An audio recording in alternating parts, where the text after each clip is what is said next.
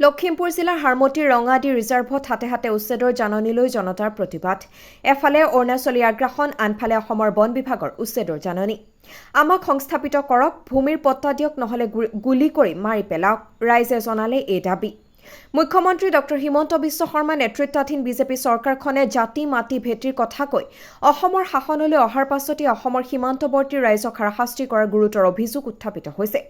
নিৰ্বাচনৰ প্ৰাক মুহূৰ্তত বন বিভাগৰ দ্বাৰা জাৰি হোৱা উচ্ছেদৰ জাননী নিৰ্বাচনৰ পিছতে ৰাইজৰ হাতত তুলি দিয়াত সীমান্তবাসী ৰাইজ, বিজেপি দল আৰু অসম চৰকাৰৰ ওপৰত খৰ্গহস্ত হৈ পৰিছে। শেহতীয়াকৈ অসম অৰুণাচল প্ৰদেশ সীমান্তৱৰ্তী হাৰমতি আঞ্চলিক বন কাৰ্যালয়ৰ সমীপৰ ৰঙাদি ৰিজাৰ্ভ অঞ্চলত সীমান্ত প্ৰহৰী খ্যাত অসমীয়া ৰাইজক অসম চৰকাৰৰ বন বিভাগে উচ্ছেদৰ জাননী দিয়াত স্থানীয় ৰাইজ শংকিত হৈ পৰিছে। স্থানীয় ৰাইজ আবাল বৃদ্ধৰ পৰা কণ কণ ল'ৰা ছোৱালীলৈকে সকলোৱে মুখ্যমন্ত্ৰী ডক্টৰ হিমন্ত বিশ্ব শৰ্মাক কাটৰ আহ্বান জনাই কয় যে আমাক সংস্থাপন দিয়ক, নহলে গুলী কৰি মাৰি পেলাওক। আমি জুৰুলা হৈ পৰিছো। আমাৰ যুঁজ কৰাৰ ক্ষমতা আৰু নাইকিয়া হ'ল। জীৱনৰ ৭৫টা বসন্ত অতিক্ৰম কৰিলো, কিন্তু চৰকাৰৰ পৰা আশ্বাসৰ বাদে আন একোৱে নাপালো। বহু চৰকাৰ আহিল গ'ল, কিন্তু শেহতীয়াকৈ বিজেপি চৰকাৰে বহু সপোন দেখুৱালে যদিও হাতে কামে একোকে নকৰিলে। এইদৰে আশীৰুদ্ধৰ বিৰুদ্ধে আক্ষেপ প্ৰকাশ কৰে সংবাদ মাধ্যমৰ আগত। ১৯৭০ দশকতে বানপীড়িত ৰাইজক অসম চৰকাৰে এই অঞ্চলতে সকলোকে গাই প্ৰতি ২ বিঘাকৈ মাটি দি সংস্থাপিত কৰিছিল বুলি প্ৰকাশ কৰিছে স্থানীয় বৃদ্ধই। এই অঞ্চলত অসম চৰকাৰে বিদ্যালয় আৰু নামঘৰৰ বাবেও মাটি আবণ্টন দি মাটিৰ পট্টাৰ ব্যৱস্থা কৰি দিছিল।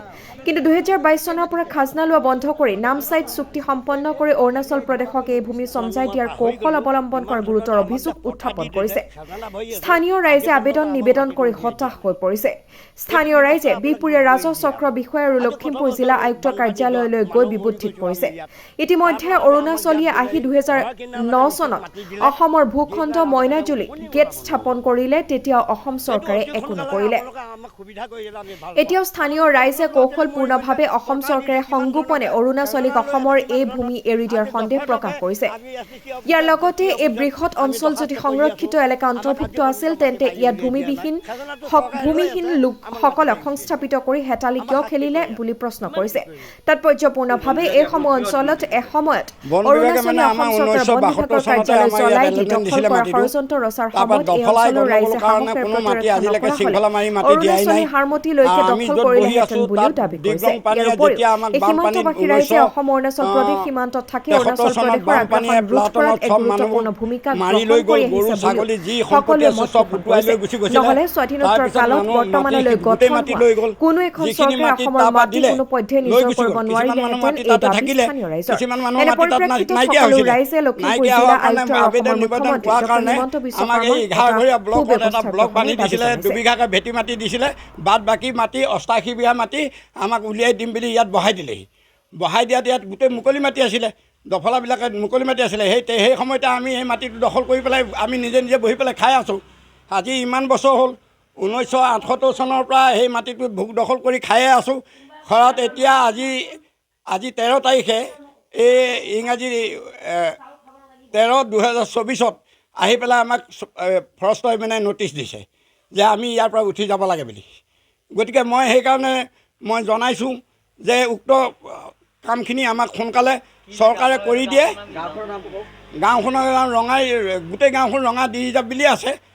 এতিয়া মানে আগত নাজানিছিলোঁ যে এইটো মাটি প্লেন ষ্টেচনত পৰে বুলি আমি নাজানো। আমাক যেতিয়া মানে খাজানাটো দিছে, তেতিয়া ২ নম্বৰ প্লেন ষ্টেচন বুলি দিছে, পাছতহে দিছে।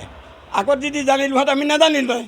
ঠিক আছে, যি হ'লেও প্লেন ষ্টেচনলৈ আমাৰ দ্বিতীয় যিসকলৰ ৰাইজৰ মাটি দিয়া আছে, মাটিবিলাক আমাৰ পলট পলটকৈ উলিয়াই দিয়ক। তেখেতলোকৰ মাটি আমি এৰি দিম যদি তেখেতলোকৰ মাটি আছে, বুজিছেনে। কিন্তু যেতিয়ালৈকে আমাৰ মাটি আমাক সংস্থাপন দি উলিয়াই নিদিয়ে, তেতিয়ালৈকে আমাক যাতে কোনো চৰকাৰে মানে অন্যায় নকৰে আৰু মানে সুব্যৱস্থা কৰি দিব লাগে। এক বছৰে অৰুণাচলৰ মাটি ঠেলি আনিয়ে আছে, আনি থাকি এতিয়াও আনিয়ে আছে। আজি ৫ বছৰৰ আগতে গেটখন আনি পেলাই ইয়াত লগাই দিলেহি।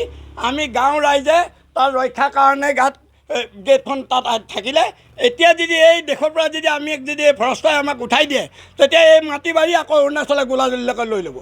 গতিকে এই কথাবিলাক আমি জনাইছোঁ আপোনালোকক। সেইকাৰণে আমাক সোনকালে সুব্যৱস্থা এটা কৰি দিব লাগে বুলি আমি অনুৰোধ কৰিছোঁ।